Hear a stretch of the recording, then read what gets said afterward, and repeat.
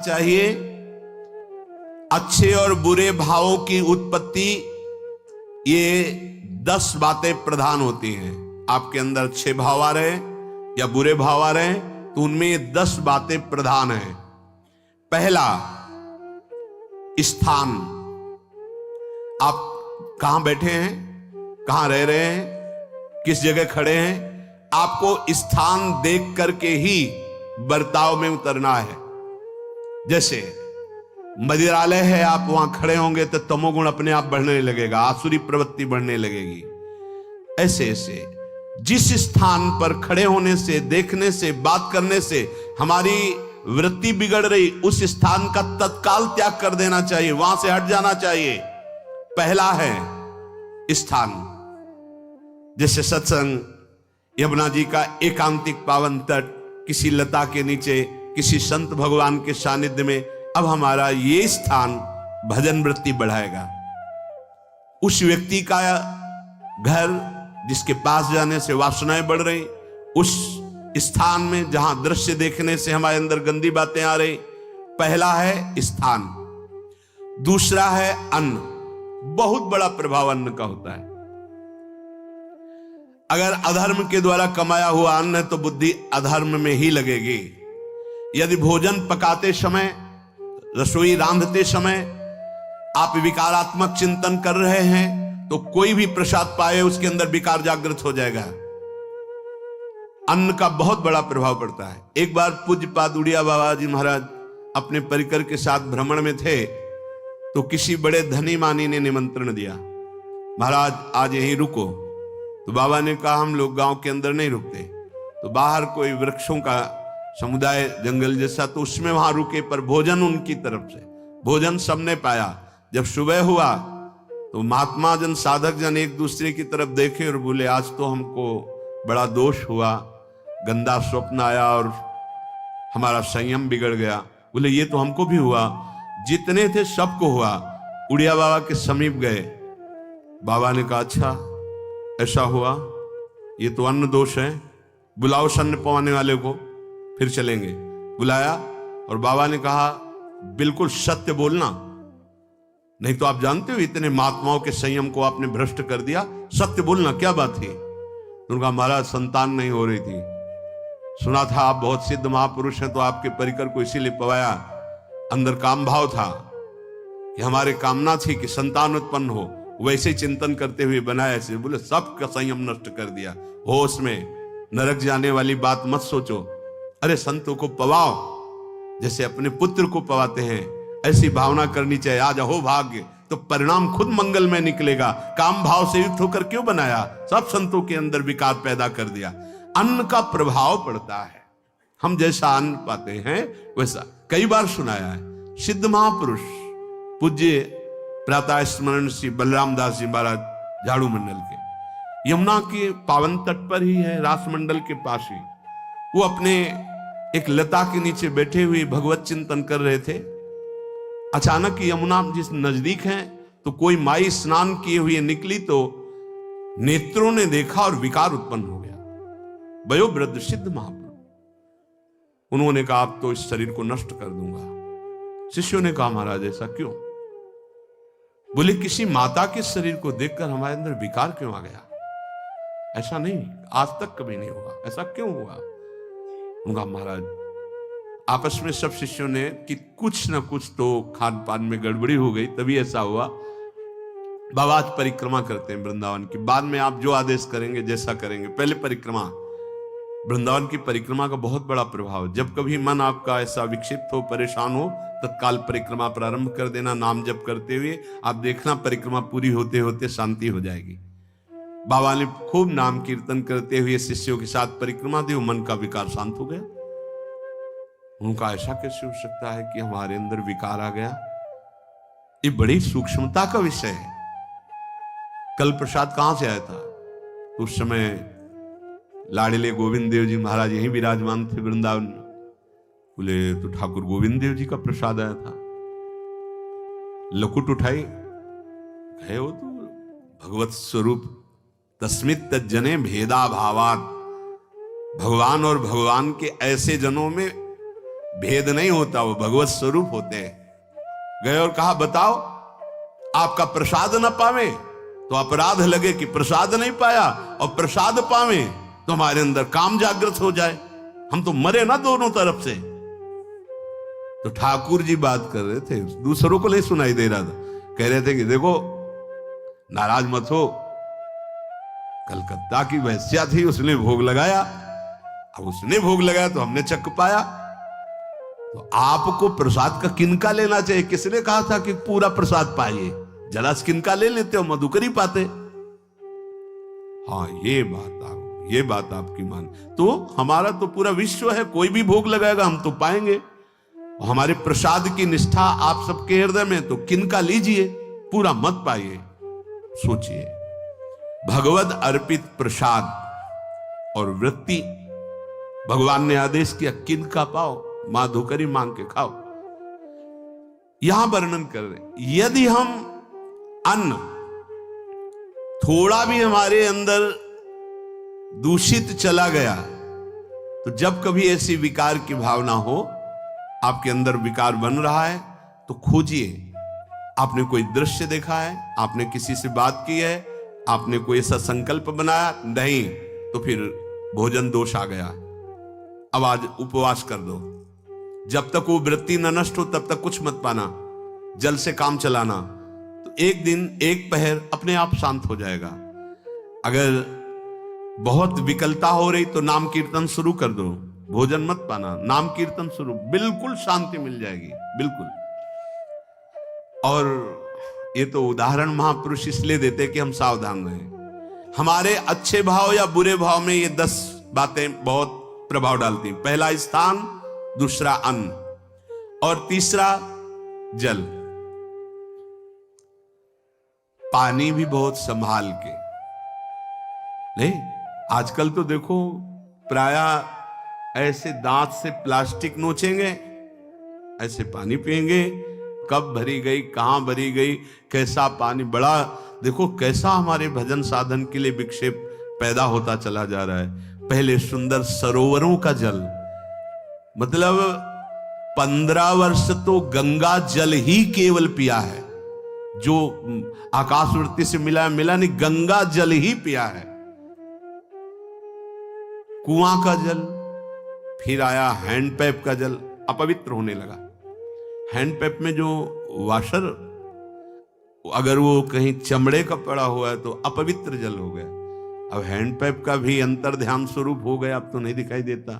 अब रह गया है मोटर से निकले और फिल्टर में जाए, वो मशीन जो फिल्टर करती पानी को, आरओ, उससे।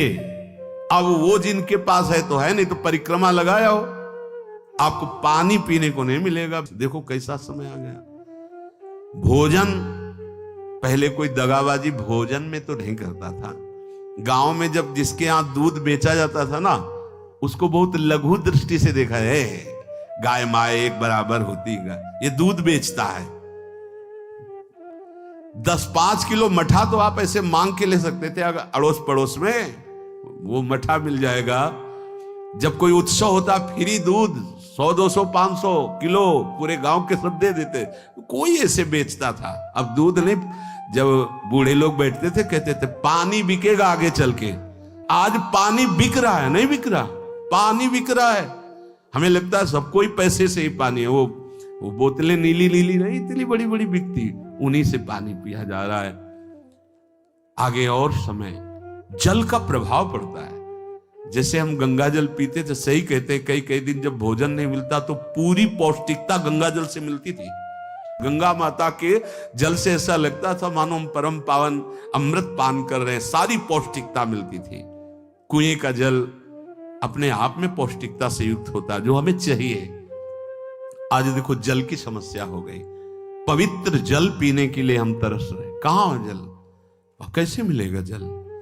या तो आप पैसे वाले हो तो आप खरीद करके पीजिए, नहीं तो अब वो जल नहीं रह गया कि कुएं से निकाला पी लिया या सरोवर से पी लिया, या कैसा दुर्भाग्य है। जल का बहुत बड़ा योग है साधना में। जैसे स्थान का तो परम पावन वृंदावन धाम, अन्न का, तो अब हम भगवत प्रसाद पाते हैं। तो जल का बहुत बड़ा योग है, आज दूषित होता चला जा रहा है, क्योंकि अब हाथ की बात नहीं रह गई है कि आप सुंदर कुआं से जल लें या सरोवर से जल लें या आप नदी से जल लें। हाँ, स्वामी जी के लिए लिखा हुआ है कि रोज यमुना स्नान और रोज यमुना जल ही पान। हमारे वृंदावन के समस्त भगवत स्वरूपों का स्नान यमुना जल से ही होता था, हो रहा है और होता ही रहेगा। बिहारी जी के लिए आज भी कलश में भरकर यमुना जल ही जाता है।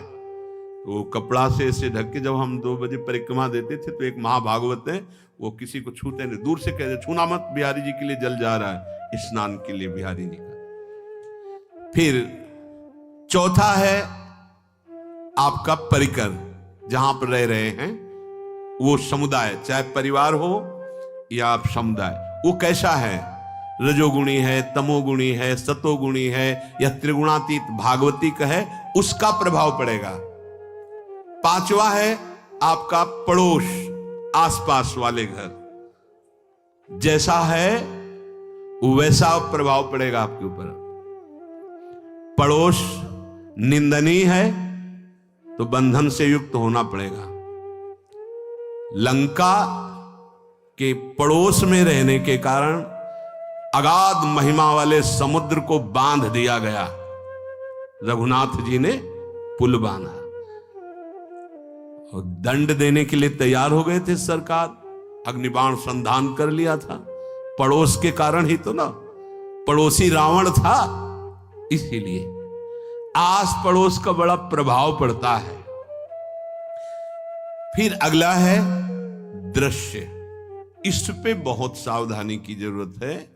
ये मोबाइल भगवान चल गए हैं, बहुत विस्तार से चल गए हैं, अब कोई छोटा मोबाइल रखना नहीं चाहता, सब वो स्क्रीन वाला रखना चाहते, टच मोबाइल। दृश्य से बचो, बच्चों, जवानों, बूढ़ों, सबकी वृत्ति जो माया आकर्षित करती, जो दृश्य हम देखने के लिए अंदर से उल्लसित है, वो मोबाइल में सब है, चाहे भागवतिक और चाहे सांसारिक।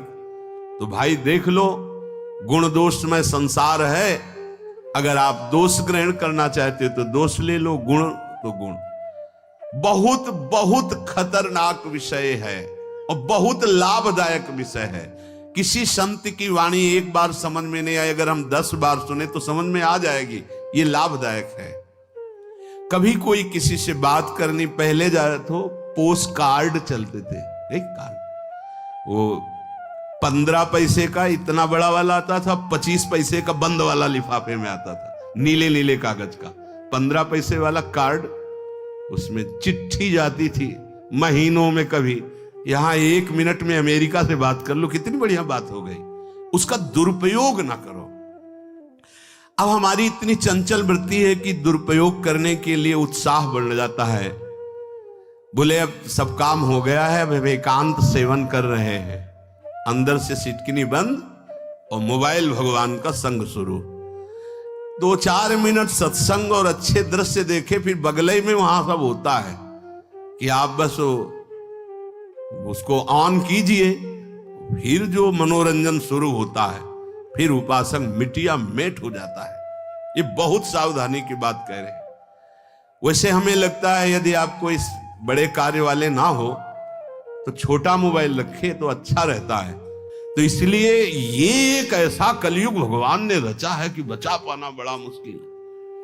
इससे वृत्ति को बचाओ, जो बचा ले गया वो आगे साधना कर सकता है। बहुत सावधान बच्चों। हमें लगता है यदि आपका मन चंचल हो, आपके शासन में ना हो, तो स्क्रीन वाला मोबाइल अपने माता पिता को दे देना चाहिए। और हम कहते रखो, छोटा वाला रखो, कभी कोई आपत्ति विपत्ति या सूचना देनी हो, बढ़िया काम करता है। जरूरी नहीं है इतना बड़ा लेके चलना। हाँ, अगर आपको बहुत राजकीय विभाग के कार्य हैं तो बात अलग है कि कौन सी सामान कहाँ कैसे, तो वहां से वीडियो भेज रहा है, वो चेक कर रहा है, यस हाँ ठीक है अब चलाओ। अपने को क्या काम है? सत्संग अगर सुनना है तो सत्संग सुनने के अलग यंत्र आते हैं, चला दे उसमें, वो इतनी बड़ी लगती है उसमें चिप, पेन ड्राइव ऐसे लगा दो और सत्संग सुनो। जरूरी वो दृश्य वाला रखो। यहां कह रहे दृश्य, अगर गलत दृश्य देखा तो बावरे बन जाओगे और अच्छा दृश्य देखा तो भगवान के मार्ग के पथिक बनोगे। तो देखो, अच्छे दृश्य में भी दोष दर्शन की वृत्ति की गुंजाइश है। जैसे कोई लीला हो रही है, लीला के पात्र, जैसे हमारे ब्रजमंडल में रास लीला होती थी, ऐसे 12 वर्ष 13 वर्ष के लीला पात्र, सब नव किशोर, जहां भाव ही बने रोते रहो। अब वहां बड़े बड़े लीला पात्र हैं, अगर हमारी भावना शासन में नहीं है तो वहां हम अंग प्रत्यंग के दर्शन से हमारी हाव भाव वहां जो हो रहा है उससे हमारी वृत्तियां बिगड़ जाएं। जब छोटे छोटे लाडली लाल परस्पर खेलते हैं तो केवल आशीर्वाद देने को, रोने का मन होता है। अगर आप लीला भी देख रहे हैं तो बहुत सावधानी की जरूरत है, क्योंकि वो चिदानंद शरीर नहीं है, पांच भौतिक शरीरों, हमारी दृष्टि पंचभूत में लगी हुई है।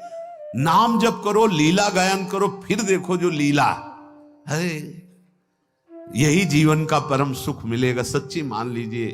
बस हम बार बार ये कहते हैं, मोबाइल का सदुपयोग कीजिए, दुरुपयोग नहीं। मोबाइल बुरा नहीं, उसका प्रयोग बुरा है। दृश्य और साहित्य वैसे ही मनोवृत्तियां फिसलने वाली हैं, और जब ये आ गया कि फिसलाने में कितना लाभ है तो ऐसा कोई साहित्य और आलोचना, ऐसी कोई वार्ता न करे जिससे हमारे अंदर गंदे भाव में। यदि अच्छी चर्चा करते तो अच्छे भाव आते हैं। देखो, अभी ऐसी कोई भावुक चर्चा होने लगे तो सबका हृदय द्रवित हो जाएगा, और गंदी चर्चा हो तो हमारा हृदय विकार युक्त हो जाएगा। और कार्य, आप जो कार्य करते हैं उसका प्रभाव आपके मन के ऊपर पड़ता है।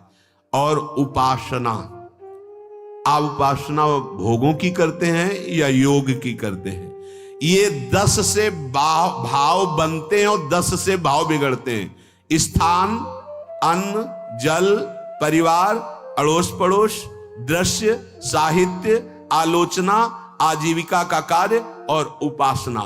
यदि ये भागवतिक हुए तो आपके अंदर भगवत भाव बढ़ेगा, और यदि ये रजोगुणी तमोगुणी हुए तो आपके अंदर आसुरी भाव बढ़ेगा।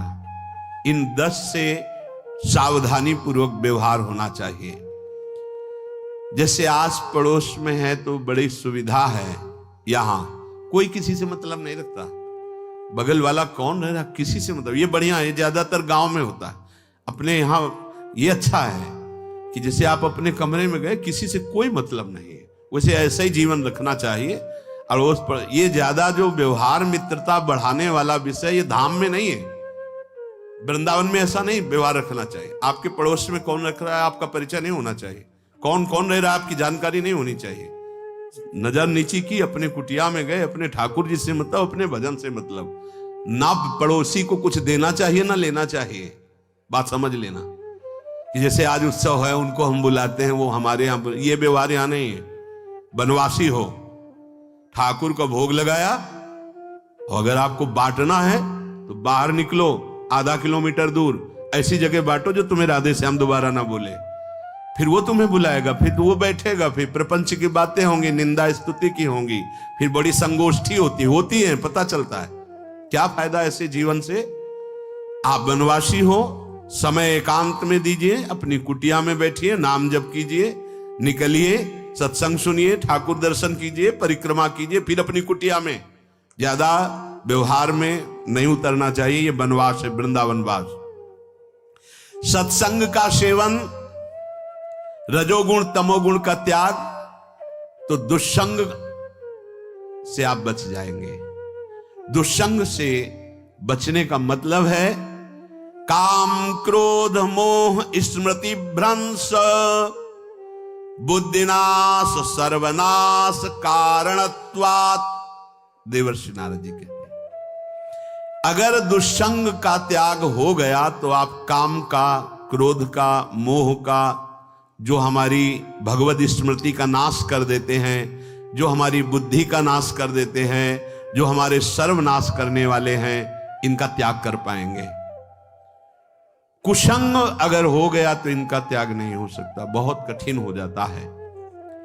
भगवत संबंधी तत्वबोध होना या भगवत रहस्य लीला में प्रवेश पाना, जो अपनी इंद्रियों को भोगों में तृप्ति कराने की कोशिश कर रहे हैं, उनका चिंतन भोगों का ही होगा, तो कैसे तत्वबोध होगा, कैसे लीला में प्रवेश होगा? बस ध्यान देना है, कैसे हो पाएगा? क्योंकि जिस चित्त वृत्ति से भगवदाकार हमें वृत्ति करनी थी, वो तो हमने भोगों के चिंतन में लगा दी, भोग क्रियाओं में लगा दी। एक स्थिति होती है जब आपकी चित्त वृत्ति भगवदाकार हो गई है, तो व्यवहार में रहते हुए भी विषयान ग्रहणंत मुंचंत वा, खान पान उठना बैठना है सब बाहरी क्रियाएं हो रही, अंतर से वो अपने आराध्य देव में सदैव स्थित रहता है। उसका परिचय आपको जब ऐसे महापुरुष का सानिध्य मिलेगा, तो आप विषय सेवन करते हुए भी निर्विषय रहेंगे। आपके अंदर विषयों की प्रियता नहीं रह जाएगी, आपके अंदर एक प्रबल वैराग्य ऐसी धारणा बन जाएगी, कुछ नहीं, कोई भी तुम्हें प्रभावित नहीं कर सकता। यद्यपि खान पान हर्ष आदि की सब व्यवहारिक वृत्तियां हैं, पर उस महापुरुष का प्रभाव ऐसा होगा कि आपका हृदय निर्विकार हो जाएगा। और बहुत ही त्याग की सब बातें की जा रही, लेकिन हृदय भी सही है, तो संग से विषय रंग बढ़ जाएगा। ये देखा गया है। हृदय अगर निष्प्रिय है, जिसका हम संग कह रहे हैं, तो उसका परिणाम निष्प्रिय निकलेगा।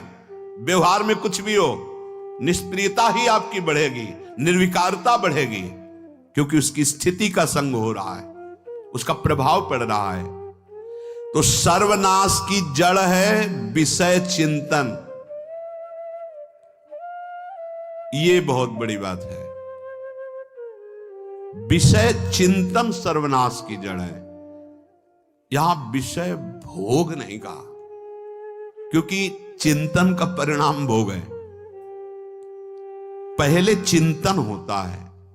साधक ध्यायतो विषयान पुंसः संगस्तेषु उपजायते, संगात् संजायते कामः, कामात् क्रोधो विजायते, क्रोधात् भवति सम्मोहः, सम्मोहात् स्मृति विभ्रमः, स्मृति भ्रंशात् बुद्धिनाशो, बुद्धिनाशात् प्रणश्यति सर्वनाश।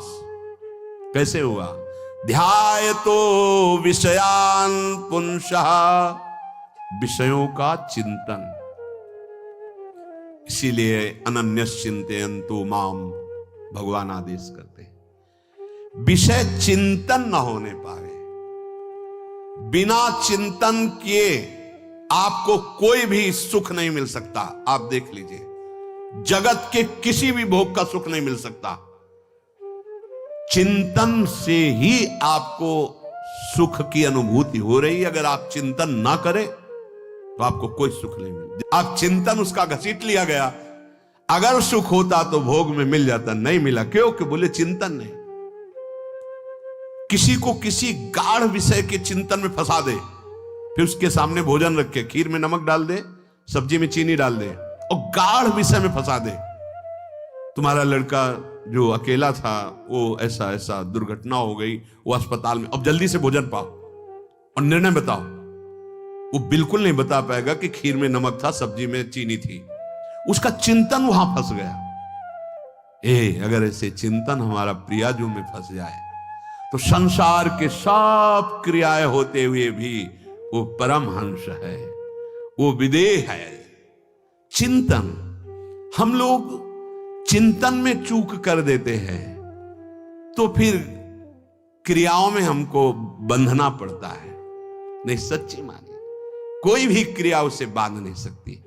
तो क्या जिनका भगवत चिंतन होता है वो असत क्रियाएं भी करते हैं क्या? तो बोले जब चिंतन ही नहीं तो असत क्रियाएं कैसे हो सकती है? पहले क्रिया के असत चिंतन होता है। आप देखना, कोई भी कार्य पहले चिंतन होता है। इसीलिए यहां कह रहे हैं ध्यायतो विषयान पुंसा संगस्तेषु उपजायते। पहले सबसे पहले विषय का चिंतन होता है। अगर विषय का चिंतन ना होने पावे तो आपको कोई फंसा ही नहीं सकता। भोग, कोई भी भोग नहीं फंसा सकता। जहां विषयों का चिंतन हुआ तो संग की प्राप्ति, विषय भोग की प्रबल इच्छा, प्रबल आसक्ति, और वो जो चिंतन हुआ था वही आपको सुख दे रहा है। वही, वहां सुख नहीं है, आपके चिंतन का वहां सुख। जैसा चिंतन, अगर आपका चिंतन विक्षिप्त कर दिया जाए, एकाग्र ना होने पाओ, तो किसी में आपको सुख नहीं मिलेगा पक्का। अगर वही चिंतन सावई मना कृष्ण पदार विंदे हो तो कोई सुख है। गोपी जनों के पति भी हैं, पुत्र भी हैं, पूरे परिवार की सेवा करती है, और बड़े बड़े परमहंस उनकी चरण रज वंदना करते हैं। क्यों? क्योंकि उनका चिंतन भगवान का हो रहा है। एक भी वृत्ति शरीर चिंतन में नहीं, बलिहारी है, मुरारी पादार्पित चित्त वृत्ति। विषयों के चिंतन से विषयों में आसक्ति पैदा होती है। आसक्ति से विषय कामना की प्रबलता और क्रिया होती है, और क्रिया में बाधा पड़ने से क्रोध पैदा होता है। क्रोध से मूढ़ता छाती है, मूढ़ता से स्मृति भ्रमित हो जाती है, स्मृति भ्रंश से बुद्धिनाश होता है, और बुद्धिनाश ही सर्वनाश है। इसलिए चित्त का निरंतर अधिक समय तक सावधानी पूर्वक भगवन नाम में, भगवत लीला में, आप सब भगवत कृपा पात्र जन हैं, चिंतन न बिगड़ने पावे। होता क्या है कि क्रिया से तो हम सावधान हैं, समाज है, क्रिया से तो हम सावधान, क्योंकि समाज भी है, व्यवहार भी है सामने, लेकिन चिंतन तो कोई नहीं जान रहा ना, अंदर ही अंदर हम क्या चिंतन कर रहे हैं। तो साधक चूक कर बैठता है। देखो, बाहर चूक होगी तो उसका प्रायश्चित हो ही जाएगा, चार लोग निंदा करेंगे, पिटोगे, अपमानित होगे, प्रायश्चित। लेकिन अंदर जो हमारा गलत चिंतन हो रहा, पूरा का पूरा अंदर हृदय मलिन कर देगा। हमें उस बात का प्रायश्चित भी नहीं होगा, हमें जलन भी नहीं होगी कि हम गलत चिंतन कर रहे हैं, क्योंकि सावधान नहीं है। खास बात साधना में चिंतन संभालने की है। काम क्रोध मोह स्मृति भ्रंश बुद्धिनाश सर्वनाश कारणत्वात्, देवर्षि नारद जी कह रहे हैं। चित्त का जहां अधिक चिंतन होता है वही हमारी तन्मयता बन जाती है, वही हमारा स्वरूप होने लगता है। बोले बहुत कामी पुरुष है, बोले बहुत क्रोधी पुरुष है, बोले बहुत नीच पुरुष है, पूरा संबोधन होने लगा उसके लिए, क्योंकि वो उसी चिंतन से, वैसी क्रियाओं से। अरे बोले तो बड़े भगत हैं, भगवान के स्वरूप है साक्षात। जो हम अधिक चिंतन करते हैं वही क्रियान्वित होता है, जो क्रिया होती, चिंतन होती, वैसे हमारा स्वरूप बन जाता है, वैसे हमारी स्थिति हो जाती है। सांसारिक विषयों और विषयी पुरुषों का शरीर संग, वाणी संग, मन के द्वारा संग, ये आपके अंदर विषय चिंतन बढ़ा देगा, विषय क्रियाओं में लगा देगा। इसलिए बहुत सावधान। विषय में कोई ताकत नहीं है, विषयासक्ति दुर्गति कर देती है। एक बार देवर्षि नारद जी जनक जी से कहा, क्या विदेह राज कैसे है? पत्नी भी है, परिवार भी है, सब वैभव भी है, वो आप एक राजा होते हुए विदेह राज। उनका आज विश्राम कीजिए, कल सुबह चर्चा करेंगे। तो रात्रि में अपने शयन गृह में देवर्षि नारद जी को शयन कराया और अपनी अर्धांगिनी से कहा कि आप जाकर शयन कीजिए देवर्षि नारद जी के साथ, जो आज्ञा। अब वहां देवर्षि नारद जी के समीप जब नारद जी ने देखा कोई स्त्री, तो शकिल गए और शकिल गए। वो आज्ञा जैसी हुई थी, जब दीवाल मिली तो दीवाल की तरफ मुंह करके लेटे रहे। अर्धरात्रि में उठी और चली गई। देवर्षि नारद जी सुबह गए और कहा कि ये क्या मजाक था आपका? यदि आपको ऐसा ही व्यवहार करना था तो आप हमसे कह देते, तो हम बाहर जाकर शयन करते। आपने ऐसा क्यों किया? क्या हुआ महाराज? जब हम वहां शयन कर रहे थे, कुछ रात्रि व्यतीत होने पर आपकी अर्धांगिनी आई और लेट गई सैया पे। उनको पता नहीं कि एक देव ऋषि के साथ ऐसा व्यवहार नहीं कर। फिर क्या हुआ महाराज? फिर हम और खेलते गए, फिर दीवाल मिली तो उधर मुंह करके फिर सो गए। तो तुमने स्त्री को दीवाल नहीं समझा, दीवाल को दीवाल समझा।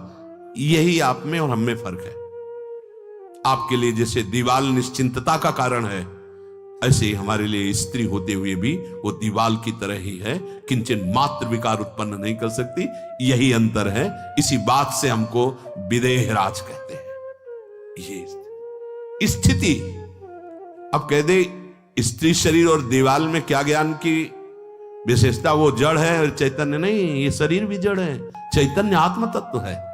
पंचभूतों से दीवाल बनी है।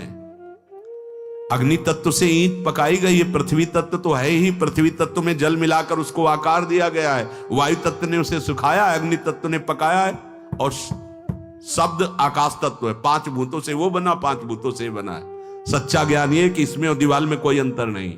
चैतन्य घन आत्म तत्व के कारण ये चलता फिरता नजर आता है, और वो खड़ा स्थायी जड़ दिखाई दे रहा है। इसमें भी भगवान है, उसमें भी भगवान है। इसमें भी पंचभूत है, उसमें भी पंचभूत है। नरसिंह भगवान खंभे से प्रकट हुए थे, बस केवल अज्ञान के कारण जड़ चैतन्य का भेद है। तब समझ में आया।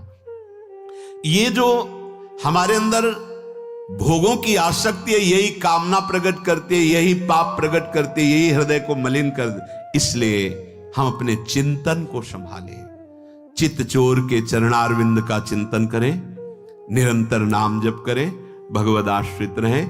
प्रभु अपने भक्तों की रक्षा करते हैं, जैसे मां अपने बच्चे की। करूं सदा तिनके रखवारी, जिम बालक राखे महतारी। राधा राधा राधा शेष जागे। श्री राधा।